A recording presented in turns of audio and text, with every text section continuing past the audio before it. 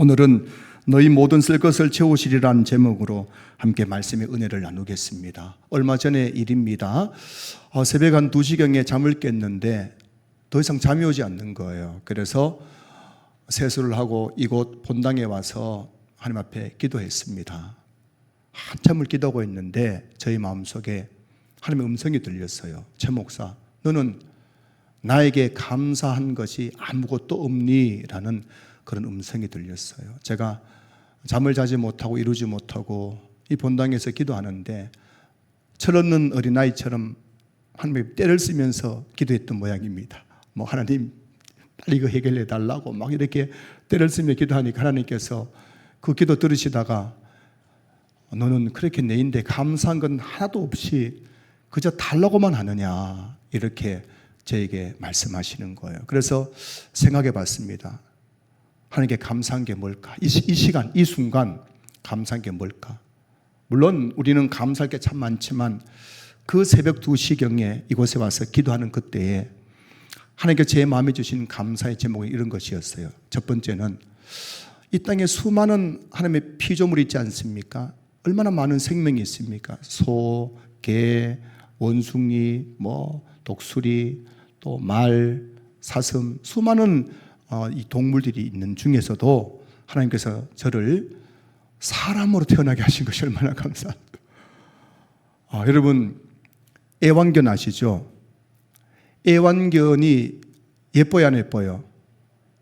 제가 지난 주간에 신방 갔더니 그 예쁘장한 그 애완견이 꼬리를 살살살 흔들면서 제 무릎에 와서 탁탁 들어 누워가지고 아이고 그놈이 막 제가 손을 대니까 손을 핥는데 제 애간장이 녹더라고요. 얼마나 귀여운지. 자, 근데 여러분 보고 너 애완견 될래 하면 되겠어요, 안 되겠어요? 안 될 겁니다, 아마. 아무리 귀여워도 사람이 좋아요, 애완견이 좋아요? 사람 태어난 게 좋아요. 그래서 제가 그날 내가 정말 사람으로 똑같은 생명체 아닙니까? 개도 강아지도 소도 말도 다 생명이에요. 다 생명이 있는 겁니다. 그 중에서도 하나님의 형상으로 지음받은 사람으로 태어난 것이 얼마나 감사하다는 생각이 들었어요. 그 다음에 생각한 게 뭐냐면은 내가 사람으로 태어났는데 저 북한에서 태어나지 않고 아프리카에서 태어나지 않고 이 대한민국에 태어난 것이 너무 감사하더라고요. 여러분 서울하고 평양까지 직선거리가 193.7km예요. 그 길다면 길지만은 너무 짧은 거리 아닙니까? 그 사이를 두고 오늘 또 누군가는 평양에서 태어나고 누군가는 서울에서 태어나는 거예요. 그 아이들의 인생은 완전히 다른 것 아니겠습니까? 지금도 아프리카에 있는 여러분 열악한 환경 속에서 수많은 임산부들이 그 정말 그 불결한 그런 환경 속에서도 애를 딱 낳는데 그 애들이 얼마나 많이 태어나고 있습니까? 근데 여러분 저와 여러분들이 이렇게 살기 좋은 대한민국에 태어난 거 그게 너무너무 감사한 거예요. 너무 감사한 거예요. 또 생각해 봤습니다. 그러자 또 생각하는 것은 그때 제 감사 제목이었어요. 수많은 부모님들 있지만 그 중에서도 참 가난한 농부셨지만은 좋은 부모님 만나게 하신 게 너무 감사했어요. 많은 부모들이 있지만은 참 저희 부모님은 저희가 건강을 물려주셨어요. 그리고 건강한 정신을 물려주셨어요. 그리고 자식들을 위해서 한평생 희생하시면서 우리들이 공부할 수 있는 기회를 마음껏 제공해 주셨어요. 정말 어려웠지만은 그걸 생각하니까는 참 좋은 부모님 만난 것이 너무너무 감사했어요. 제가 태어나서 눈 떠보니까 우리 동네는 다 불교 미신 섬기는 그런 동네였습니다. 예수 믿는 사람이 아무도 없었어요. 그런데 여러분 그 많은 동네 사람들이 아무도 예수 믿지 않는 중에서도 하나님께서 저를 초등학교 4학년 때 교회 가게 하셔가지고 예수 믿게 하셨으니까 얼마나 감사한지 몰라요. 그리고 여러분 제가 예수 믿은 것만 해도 너무 감사한데 하나님께서 저를 목사 되게 하셨으니 얼마나 감사하겠어요. 저희 시골 교회는 100년 전통을 가지고 있는 교회였는데 그 100년의 유구한 역사 속에서 정규적인 신학을 공부해서 제대로 된 신학 공부해가지고 목사 된 사람은 저밖에 없거든요. 그 교회 출신 수많은 사람들이 있었어요. 근데 그 중에서도 제대로 된 MDB 과정을 3년을 거치고 정규 대학 4년을 나와서 MDB 3년을 거쳐가지고 정말 교육부에서 인가하는, 그리고 교단에서 인가하는 그런 목회자 된 분 저밖에 없으니까 얼마나 영광스러워요. 그래서 저희 아버지는 제가 목사 되어서 고향을 찾아가면 늘 아버지께서 최 목사 왔느냐 하면서 반겨주셨어요. 그리고 동네 나가시고 어디 시장에 가시면 우리 막내 아들 목사라고 막 자랑하셨거든요. 얼마나 영광스럽습니까? 자, 그런데 목사 된 것도 너무 영광스러운데 또 대한민국에는 6만 교회가 있고 10만 목회자가 있거든요. 그 중에서도 하나님께서 저를 성별하셔가지고 이 좋은 신한교회 담임 목사로 세워주셨으니 얼마나 감사합니까? 그 새벽에 제가 하나님 앞에 철없는 철부지 아이처럼 하나님 앞에 때를 쓰면서 막 기도하는데 하나님께서 너 감사를 한번 생각해 보라는 겁니다. 그때 주신 감사 제목들이에요. 이렇게 꼬리에 꼬리를 무는 감사를 하고 있는 중에 문득 제 머릿속에 떠오르는 성경 구절이 하나 있었습니다.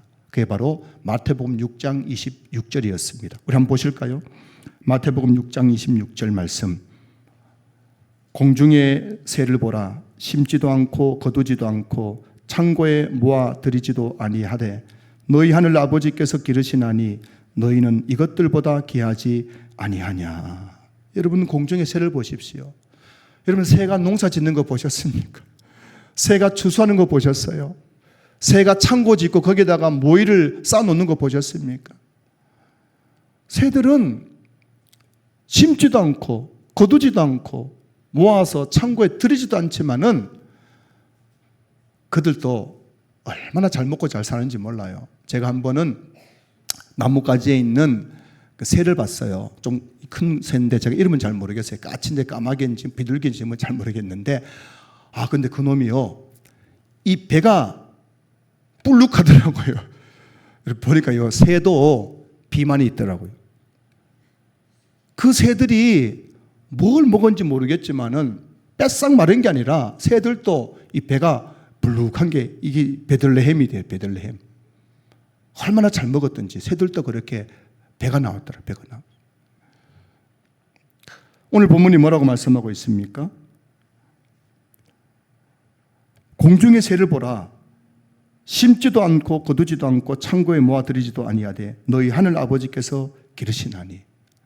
하나님께서 저에게 너 감사할 거 없니라고 말씀하시면서 제가 감사 제목을 떠올리면서 이 말씀 주신 이유가 뭐냐면은 한 새를 보라는 겁니다. 그 새들도 내가 다 먹여 살린다는 것입니다. 먹여 살린다는 거. 여러분, 오늘 이 예배 가운데 여러분 한 가지 또 새로운 걸 발견하셨어요. 새를 누가 먹여 살립니까? 하나님이 먹여 살린다는 거. 그러면서 오늘 말씀이 뭐냐면은 너희는 이것들보다 귀하지 아니하냐. 주님이 제게 말씀하시는 거예요. 네가 그 새들보다 귀하지 않느냐. 무슨 말씀이에요? 내가 새들도 다 먹여 살리는데 내가 네 하나 먹여 살리지 않겠느냐. 그 말씀을 이른 새벽에 기도하는 저에게 들려주신 것입니다. 할렐루야. 사랑하는 성도 여러분, 하나님께서 여러분 평생에 다 먹여 살리실 줄로 믿습니다. 오늘 여러분 이 믿음을 가지고 돌아간 여러분 되셨으면 좋겠어요. 못 믿는 분이 한 두세 분 계신 것 같은데 다시 말씀드립니다. 새들을 보세요. 새들은 심지도 거두지도 모아 들이지도 않아도 한평생 잘 먹고 잘 삽니다. 새들도 배가 나왔어요. 여러분 기억하셔야 됩니다. 여러분들이 열심히 심고 열심히 거두고 모은다고 되는 것이 아니라 하나님이 저를 먹여 살려야 우리가 사는 줄로 믿습니다. 오늘 여러분 기도하자. 하나님, 저 책임지십시오. 제 먹여 살리십시오. 그렇게 여러분 담대하게 기도할 수 있기를 주님으로 축원합니다. 빌립보서는 AD 63년경에 바울이 로마 감옥에서 빌립보 교회에 보낸 편지입니다. 지금 바울이 그 로마 감옥, 지하 감옥이에요. 저도 지하 감옥이 많이 있는데 그 당시에는 거기서 추위 속에서 손을 호 불면서 손을 녹이면서 빌립보 교회에 편지를 보낸 거예요. 그 편지 내용 중에 이런 내용이 납니다. 빌립보서 4장 11절 12절 말씀인데요. 쉬운 성경으로 빌립보서 4장 11절 12절 제가 읽어드립니다. 한번 들어보세요. 내 처지가 힘들어서 이렇게 말하는 것은 아닙니다. 나는 내가 가진 것에 만족하고 있으며 어떠한 환경에서도 감사하는 법을 배웠습니다. 가난을 이겨낼 줄도 알고 부유함을 누릴 줄도 압니다. 배부를 때나 배고플 때나 넉넉할 때나 궁핍할 때나 어떤 형편에 처해서도 기뻐하고 즐거워합니다. 바울이 지금 자기 이야기를 하는 거예요. 나는 내가 가진 것에 만족하고 있다는 거예요. 내가 어떤 환경에 있더라도 나는 감사한다는 것입니다. 배부를 때나 배고플 때나 넉넉할 때나 궁핍할 때나 내가 어떤 형편에 있든지 기뻐하고 즐거워하고 있다는 것입니다. 상성도 여러분, 이게 정말 가능할까요? 내가 지금 가지고 있는 것, 이것에 지금 만족할 수 있을까요? 내가 어떤 환경에 있더라도 정말 감사할 수 있을까요? 배부를 때나 배고플 때나 또 넉넉할 때나 궁핍할 때나 어떤 형편에 있든지 기뻐하고 즐거워할 수 있을까요? 이게 어떻게 가능하겠습니까? 바울은 그 이유를 19절에서 말씀하고 있어요. 19절 보시면은 나의 하나님이 그리스도 예수 안에서 영광 가운데 그 풍성한 대로 너희 모든 쓸 것을 채우시리라. 바울이 나는 내가 가진 것에 만족하고 어떤 환경에서도 감사하며 어떤 형편에 처하더라도 기뻐하고 즐거워할 수 있었던 이유는 그것은 바로 나의 하나님이 그리스도 예수 안에서 나의 모든 필요를 채워주시기 때문이라고 고백하고 있는 거예요. 공중나는 새를 먹이시고 들에 핀 백합화를 입히시는 하나님께서 나를 먹여주시고 나를 입혀주신다는 이 사실이 믿어지니까요. 이것이 확신이 되니까요. 내가 지금 많은 것을 가지고 있지 않다 할지라도 그 만족하는 거예요. 하나님께서 먹여주시니까, 입혀주시니까, 채워주시니까. 내가 어떤 환경에 있다 할지라도 거기서 감사가 나오는 거예요. 왜냐하면 지금 비록 힘들지만 하나님께서 나의 모든 필요를 채워주신다. 이 확신이 있으니까요. 지금 어렵더라도 감사가 나오는 거예요. 어떤 환경에 있다 할지라도 거기서 기뻐하고 즐거워할 수 있는 겁니다. 바울은 로마 감옥에 있잖아요. 그 로마 감옥에서 바울은 진짜 기뻐했습니다. 그래서 빌립보 4장 4절 보시면은 주 안에서 항상 기뻐하라. 다시 말로는 기뻐하라. 내 이렇게 기쁘다는 거예요. 감옥에 있는데 뭐가 기쁩니까? 하나님이 나의 모든 필요를 채워주시기 때문입니다. 여러분 자녀가 잘못되면 누가 제일 힘들까요? 여러분 자녀가 만약 잘못되었다 누가 힘들어요? 부모가 더 힘듭니다. 자식 키워보니 알겠더라고요. 자식이 잘못되면 제일 힘든 게 부모예요. 못 견디는 거예요. 여러분 자녀가 잘못되면 누가 손가락질 당합니까? 자녀 잘못되면은 부모가 손가락질 당하는 거예요. 내가 잘못되면 누가 제일 손해일까요? 하나님이 제일 손해입니다. 여러분 이걸 꼭 기억하셔야 됩니다. 내가 잘못되면은 나는 아이고 내 팔자에 하면서 나는 왜 이렇게 사나 할지 모르지만 여러분을 바라보신 하나님은 여러분 때문에 더 아파하시고 더 힘들어하시는 거예요. 여러분이 잘못되면은 누가 손가락질 당합니까? 여러분을 구원하신 하나님이 손가락질 당하시는 거예요. 그렇기 때문에 하나님은 절대 우리를 버리거나 떠나지 않으시고 우리가 어떤 환경에 있든지 어떤 형편에 있든지 우리의 모든 쓸 것을 채워주심으로 우리를 통해서 영광 받으신 줄로 믿습니다. 오늘 본문에 보시면 바울은 먼저 19절에서 나의 하나님이라고 고백합니다. 나의 하나님. 저는 여러분들 우리가 하나님이라고는 이렇게 늘 부르지만 그 하나님을 나의 하나님으로 부르는 거하고 하나님으로 부르는 건 차이가 나는 것 같아요. 그럼 그렇지 않습니까? 하나님을 향해서 하나님 이렇게 부르는 거하고 나의 하나님이라고 부르는 건 먼저 차이 나는 거거든요. 어떤 시어머니가 며느리의 그 전도를 받아가지고 교회에 나갔어요. 그래서 며느리하고 옆에 앉아 있는데 며느리가 기도하는 거예요. 하나님 아버지, 이 기도하니까는 이 시어머니도 기도를 해야 되는 거 싶어가지고 기도하는데, 내 며느리가 믿는 하나님, 내 며느리가 믿는 하나님 기도해야 돼. 여러분, 하나님은 내 며느리가 믿는 하나님, 내 아내가 믿는 하나님, 내 엄마가 믿는 하나님이 아니라 나의 하나님이 되어야 될 줄로 믿습니다.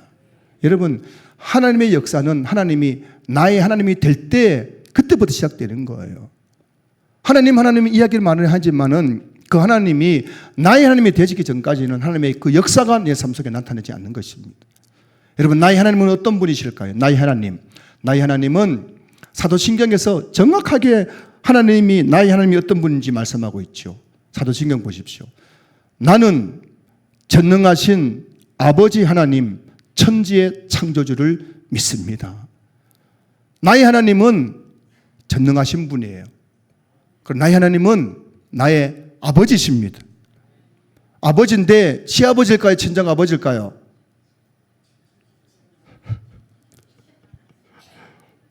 하나님은 친정아버지십니다.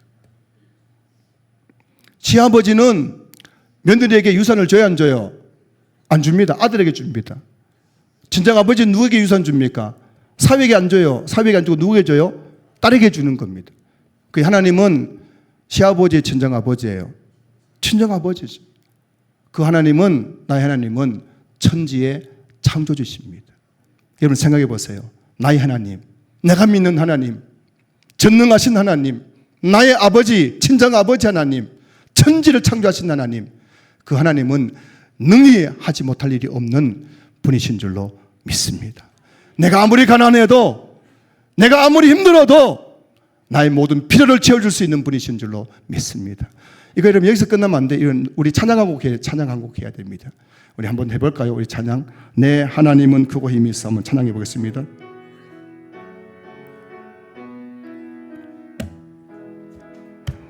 내 하나님은 크고 힘있고 능히 있어 못할 일 전혀 없네. 내 하나님은 크고 힘있고 능히 있어 못할 일 전혀 없네. 저 산들도 주의 것, 골짜기도 주의 것, 별들도 주의 솜씨. 내 하나님은 크고 힘있고 능히 있어 못할 일 전혀 없네. 여러분, 하나님은 크고 능있고 힘있고 못할 일 없는데 여러분들 왜 그 힘이 없으세요? 다시 한번 우리 크게 한번 큰 목소리로 하는 겁니다. 부르는 겁니다. 나의 하나님은 어떤 분이십니까? 우리 한번 찬송하겠습니다. 내 하나님은 크고 힘있고 능히 있어 못할 일 전혀 없네. 내 하나님은 크고 힘있고 능히 있어 못할 일 전혀 없네. 저 산들도 주의 것, 골짜기도 주의 것, 별들도 주의 솜씨. 내 하나님은 크고 힘있고 능히 있어 못할 일 전혀 없네. 할렐루야. 이런 바울이 오늘 19절에서 나의 하나님이라고 할 때에 그가 생각한 하나님은 바로 이런 하나님이세요. 나의 하나님은 크고 힘있고 능히 있어 못할 일이 전혀 없으신 하나님. 그 하나님이 나의 모든 필요를 채워주신다. 이 확신이 바울에게 있으니까요, 바울은 내 삶에 만족하는 거예요. 내가 어떤 환경이 있든지 감사하는 거예요. 하나님이 내 형편 아시지, 내 환경 아시지. 하나님은 그때마다 내 모든 필요를 채워주시지. 그러니까요, 기쁘고 즐거운 거예요. 이 정도의 신앙의 수준까지 저와 여러분들이 올라갈 수 있기를 주의 이름으로 축복합니다. 다음으로 바울이 말합니다. 오늘 19절 다시 보시면은 그리스도 예수 안에서라고 합니다. 나의 하나님이 그리스도 예수 안에서. 여러분, 예수님이 누구십니까? 디모데전서 2장 5절 말씀 보시면은 하나님은 한 분이시요 또 하나님과 사람 사이의 중보자도 한 분이시니 곧 사람이신 그리스도 예수라. 그 예수님이 누구냐면 예수님은 하나님과 사람 사이를 연결시켜주는 중보자예요. 중보자. 다시 말하면 예수님은 하나님과 우리 사이를 연결하는 통로예요. 통로. 여러분, 통로가 막히면은 흘러가요? 못 가요? 못 가는 거예요. 그 통로가 열려야만 여기서 여기까지 물도 흐르고 은혜도 흐르고 복도 흐르고 능력도 흐르고 그러는 거예요. 그 여러분, 그리스도 예수 안에서란 말씀이 뭐냐면은 예수님이 통로신데 통로가 막히면 안 돼요. 통로가 열려야 되는데 그러면 막히고 열린 게 뭘까요? 바로 믿음인 거예요. 믿음. 사랑하는 성도 여러분, 그리스도 예수 안에서 우리가 예수 믿는 믿음이 있으면은 하나님은 그 믿음이란 통로를 통해서 하나님의 그 부유함을 우리에게 흘러넘치게 하셔서 우리도 하나님의 그 부유함을 누리는 인생을 살게 하실 줄로 믿습니다. 오늘 이 예배 가운데 다시 한번 그리스도 예수 안에서 머무는 여러분 되시기를 주님으로 축복합니다. 예수님이 나를 죄에서 구원해 주셨습니다. 예수님이 내 인생의 주인이십니다. 예수님께서 지금도 하늘 보좌 우편에서 나의 삶을 통치하고 계십니다. 이 예수님 믿는 믿음을 가지고 있을 때 하나님은 반드시 우리의 그 믿음의 통로를 통해서 나의 모든 필요를 채워주실 줄로 믿습니다. 다음으로 바울은 그 풍성한 대로라고 말씀해서 그 풍성한 대로. 여러분, 하나님은 풍성하신 분이신 줄로 믿습니다. 무슨 말이에요? 하나님이 부자예요, 부자. 여러분, 하나님 부자인 거 알고 계십니까? 그 여러분, 오늘 하나님 부자인데 하나님은 시아버지의 친정아버지예요. 친정아버지니까 그 많은 돈 누구에게 준 거예요? 나에게 줍니다. 친정아버지니까. 시아버지 같으면 내 안 주고 다른 사람 줄 텐데 친정아버지가 나에게 주는 겁니다. 할렐루야. 그게 하나님 부자예요. 얼마나 부자인지 아십니까? 시편 50편 10절부터 12절 말씀 같이 읽어보겠습니다. 시작. 이는 산림의 짐승들과 뭇 산의 가축이 다 내 것이며 산의 모든 새들도 내가 아는 것이며 들의 짐승도 내 것임이로다. 내가 가령 줄여도 내게 이르지 아니할 것은 세계와 거기에 충만한 것이 내 것임이로다. 할렐루야. 하나님 어떤 분이십니까? 산림의 짐승들과 산의 가축이 다 누구 거예요? 하나님 것입니다. 하나님 것이에요. 산의 모든 새들, 들의 짐승이 다 누구 것이에요? 내 것임이로다. 하나님의 것입니다.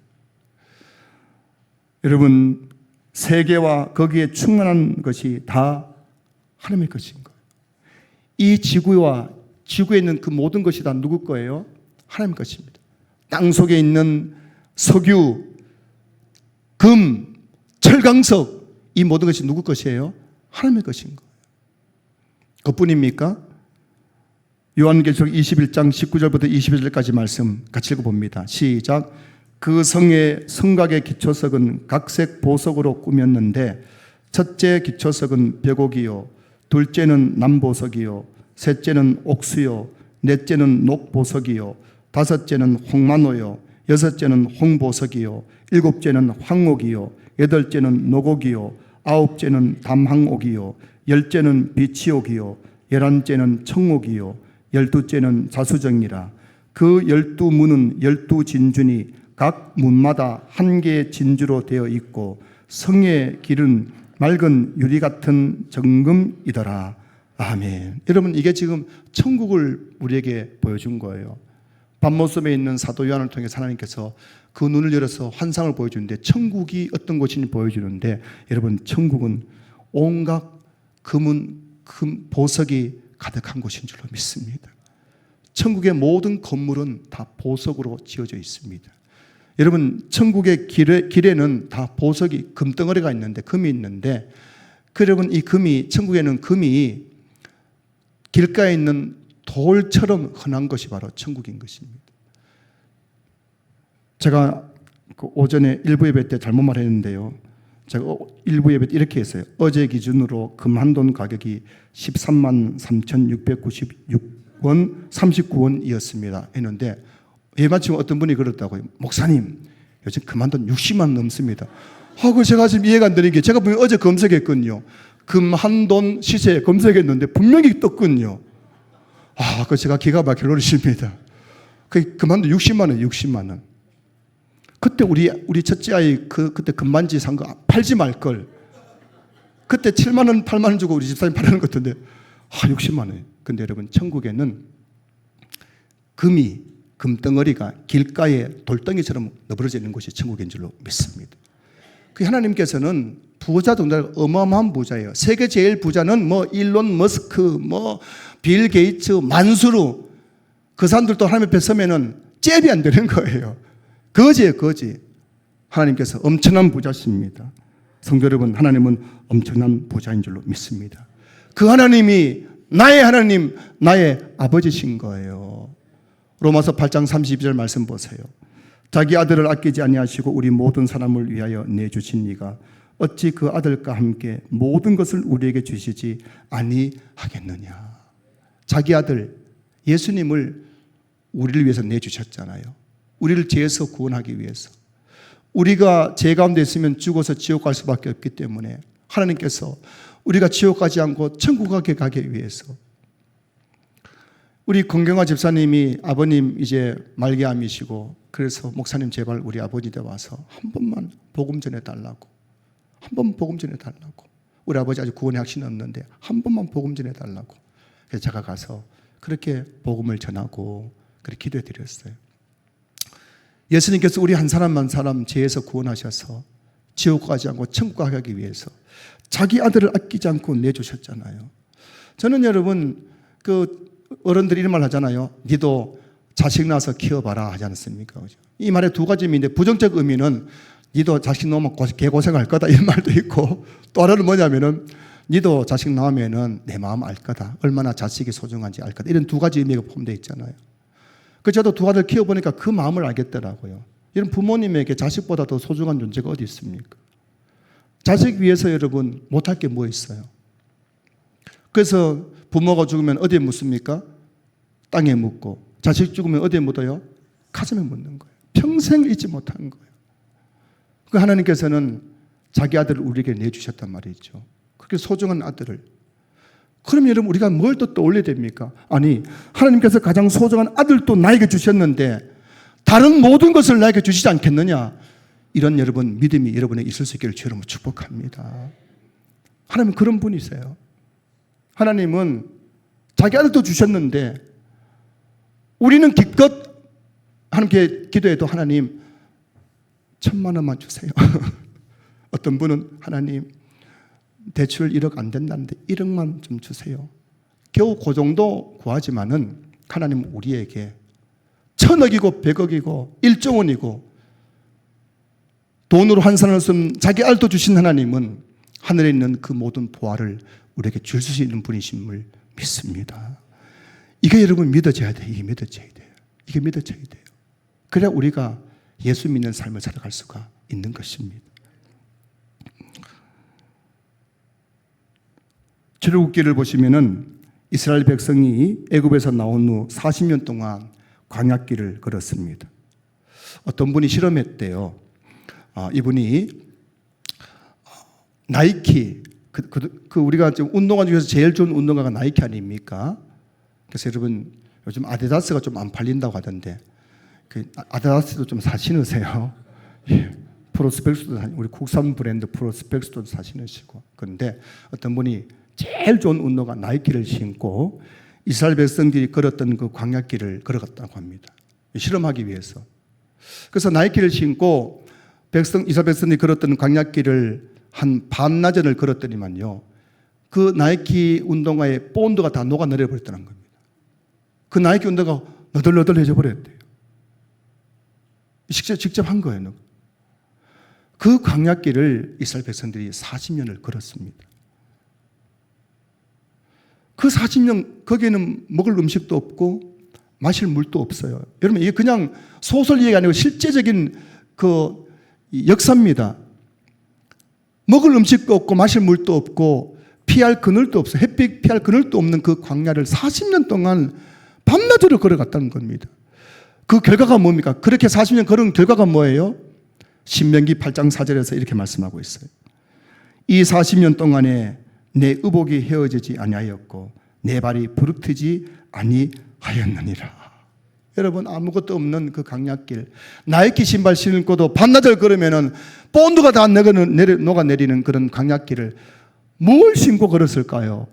어떤 옷을 입고 그렇게 살았을까요? 강약길을 걸었을까요? 그런데 40년 강약길을 걸어가도 그 의복이 헤어지지 아니하였고 발이 부르트지 아니했습니다. 무엇 때문인가요? 하나님께서 그들을 돌봐주셨기 때문입니다. 그들을 먹여주시고 입혀주시고 신겨주시고 그렇게 그 광야길에 하나님께서 그들의 모든 필요를 채워주신 것입니다. 저는 2000년도에 고려신학대학원에 들어가서 오늘까지 26년째 사역을 하고 있습니다. 제가 전도사 시절 50만 사례를 받았어요. 50만 원 사례를 받아가지고 그거 가지고 또 자취방 또 월세 내고 또 대구에서 천안까지 또 교통비도 쓰고 그거 가지고 학교에서 밥도 먹고 막 그래서 가지고 제가 신학교 1년 동안은 신대원 1년 동안은 아침밥을 굶식했어요. 굶식. 금식이 아니고 잘 되세요. 굶식했어요. 여러분 금식과 금식 차이 아십니까? 금식은 내가 밥 안 먹는 거고요. 금식은 먹을 것이 없어서 못 먹는 게 금식입니다. 제가 신학교 가서 1년 동안 학비스라 돈이 부족해가지고 1년 동안 아침을 금식하면서 그렇게 학교를 다녔고 또 그 50만 원 사례 받을 때 결혼했어요. 참 가난하게 살았습니다. 그런데 기가 막힌 것은 지금 20년 돌이켜보니까요. 그 20년 동안 저는 제 처자식 굶기지 않았습니다. 저희 처자식 헐벗게 하지 않았습니다. 한 번도 저희 집사람이나 제가 남에게 아쉬운 소리 하지 한 적이 없었습니다. 순간순간은 참 힘들었지만은 지나고 나니까 하나님께 다 채워주셨어요. 그게 20년 동안 계속 반복되는 거예요. 그러니 저도 부족하지만 이 바울의 고백이 나의 고백인 거예요. 나의 하나님이 그리스도 예수 안에서 그 풍성한 대로 나의 모든 쓸 것을 채워주셨습니다. 이게 여러분의 이야기 아닙니까? 이곳에 계신 분들이 저에게 간증하셨어요. 목사님 30년, 40년 전에 저는 정말 가난했습니다. 얼마나 가난하게 사는지 몰라요. 단칸방에 이번 주에 신방 갔을 때 어떤 분은 뭐 기둥이 10개는 뭐 움막 같은 데서 시집 가가지고 하여튼 막 그 이야기를 하시는데 하다가 일부 하다가 제가 약속해서 오늘 1부하고 2부는 다음에 듣겠습니다 하고 왔거든요. 참 어떻게 그렇게 살았는지 모르겠어요. 30년, 40년 전만 하더라도 여기 계신 분 대부분 다 진짜 그냥 가난하게 살았는데 지금 보세요. 다 그냥 고민이 지금 배가 나와서 고민인 거예요. 얼마나 잘 먹는지. 여러분 없다 해도 보니까 고깃집 가니까 다 그게 앉아 계시더라고요. 없다 힘들어도 보니까 제가 한 번씩 제가 살피고 보니까 고깃집에 우리 성도들 다 앉아 있더라고요. 가지고 2인분 더 3인분 더 얼마나 잘 지시든지 이렇게 잘 살잖아요. 그럼 여러분 한번 생각해 보세요. 지금 내가 비록 여러 가지 어려움이 있겠죠. 물질 고난, 질병 고난, 자식 고난 어려움이 있겠죠. 그러나 여러분 3, 40년 후에 그때 됐을 때 어땠을까요? 그때 여러분들은 바로 바울의 고백을 하게 될 것입니다. 나의 하나님이 그리스도 예수 안에서 나의 모든 필요를 채워주셨습니다. 반드시 여러분들이 고백하게 될 것입니다.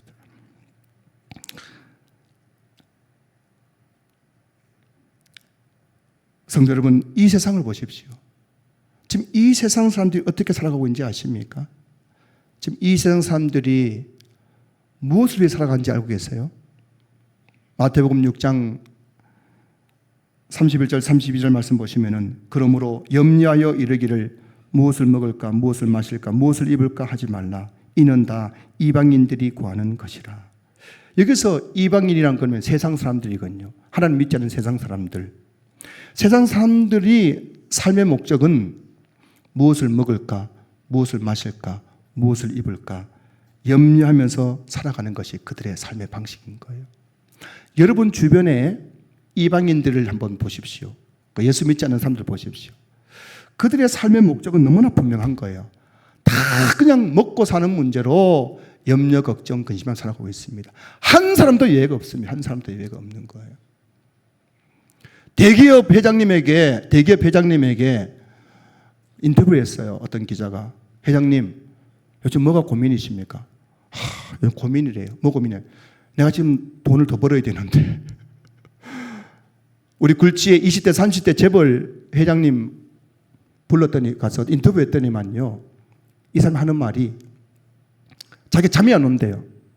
이 실제적인 신문 기사에 나온 겁니다. 이유가 뭐냐니까요. 내가 돈 더 벌어야 되는데 이 돈을 제대로 내 마음대로 안 돼가지고 잠을 못 잔대요. 이게 스트레스 받아가지고. 이게 세상인 거예요. 이 세상 사람들은 하나같이 그 주식 시세에 울고 웃고 집값 시세에 울고 웃고 아파트 시세에 울고 웃고 땅값에 울고 웃고 로또 복권에 목숨 걸고 한평생 먹고 사는 문제로 염려 걱정 근심하다가 인생 다 허비하는 거예요. 70년 80년 인생을 살아보십시오. 남은 게 뭐가 있습니까? 한평생 그냥 먹고 사는 것 때문에 하다가 아파트 한 채 남겨놓는 거예요. 그게 끝인 거예요. 엔딩이에요. 더 엔드. 그러나 여러분, 우리는 그 정도의 인생 살라고 주님이 우리를 구원해 주신 게 아니란 말씀입니다. 하나님이 자기 아들을 아끼지 아니하시고 우리를 위해서 내주신 이유가 뭐냐면은 한평생 무엇을 먹을까, 무엇을 마십니까, 무엇을 입을까 염려 걱정 근심하다가 허송세를 보내라고 우리를 구원해 주신 게 아니란 말씀이에요. 하나님께서 우리를 구속하신 이유가 뭘까요? 자기 아들을 아끼지 아니하시고 우리에게 내주시면서 우리를 구원하신 이유가 뭘까요? 마태복음 6장 33절. 그런즉 너희는 먼저 그의 나라와 그의 의를 구하라. 그리하면 이 모든 것을 너희에게 더하시리라. 여러분, 예수 믿는 저와 여러분들의 삶의 목적은 먼저 그의 나라와 그의 의를 구하는 것인 줄로 믿습니다. 저버리면 삶의 우선순위는 먼저 하나님의 먼저 하나님 나라입니다. 먼저 그의 의를 구하는 것입니다. 무엇 때문입니까? 그 이유는 나의 하나님이 그리스도 예수 안에서 나의 모든 필요를 채워주시기 때문입니다. 나의 모든 필요를 채워주시는 것은 하나님이시기 때문에 나는 먼저 그의 나라와 그의 의를 위해서 살아가는 것입니다. 이것이 신자의 삶의 목적인 것입니다. 이 믿음의 확신이 있기 때문에 우리는 누가 뭐래도 하나님 우선주의의 삶을 살아갈 수 있는 겁니다. 바울을 보십시오. 누가 뭐라 할지라도, 내가 로마 감옥에 있다 할지라도, 선교행을 하면서 수많은 날들을 굶주리고 또 헐벗었다 할지라도 그 상황 속에서도 바울은 만족했습니다. 감사했습니다. 기뻐하고 즐거워했습니다. 그 이유는 확신이 있기 때문이에요. 나의 하나님이 그리스도 예수 안에서 나의 모든 필요를 채워주신다. 이 확신이 있으니까요. 그런 어떤 상황 속에서도 먼저 그의 나라와 그의 의를 구하면서 만족하고 감사하고 기뻐하고 즐거워하는 삶을 살았다는 것입니다. 이런 은혜가 이곳에 우리 모두에게 있을 수 있기를 주의 이름으로 축복합니다. 말씀 마무리하겠습니다. 사랑하는 성도 여러분, 여러분의 남은 삶을 먼저 그의 나라와 그의 의를 구하는 일에 힘쓸 수 있기를 주의 이름으로 축복합니다. 그리하면 나의 하나님이 그리스도 예수 안에서 여러분의 모든 필요를 채워주실 것입니다. 여러분, 지금 돈 때문에 걱정인 분 계세요? 하나님께서 반드시 여러분 모든 필요를 채워주십니다. 건강 때문에 여러 가지 인생의 고난 때문에 힘든 분 계세요? 하나님께서 반드시 여러분의 믿음을 통해서 여러분의 모든 필요를 채워주십니다. 이 믿음이 여러분에게 있을 수 있기를 주의 이름으로 축복합니다.